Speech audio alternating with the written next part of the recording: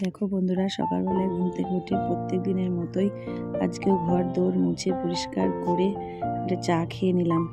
চা খেয়ে রেডি হয়ে পড়াতে বেরিয়ে গেলাম। এই যে আমার স্টুডেন্ট, বাড়ি এসে দেখি ভারতনাট্যমের জুয়েলারিগুলো অর্ডার করেছিল, ওগুলো চলে এসেছে সব। তারপরে কাচাকুচি সেরে দিলাম। এই যে একটা পুচকুকে আমার মেয়ে নিয়ে এসেছে কোলে নিয়ে। এই জলখাবার ওদেরকে গরম ভাত করে দিলাম আজকে। তারপরে সবজিগুলো সব কেটে নিলাম রান্না করার জন্য। তারপর স্নান পুজো সেরে রান্না সেরে তাড়াতাড়ি করে আমাকে আবার টিউশন পড়াতে যেতে হবে।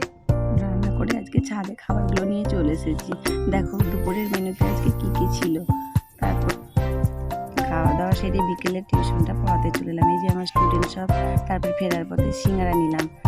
সন্ধ্যেতে সবাই মিলে চা সিঙ্গারা খেলাম। তারপর রাতের রান্নাতে চলে আসলাম। রাতে আজকে করেছি পালক। দেখো আজকে পালকটা কত সুন্দর জমেছে। তারপরে এদিকে ছেলে মেয়ের জন্য কয়েকটা পরোটা বানালাম।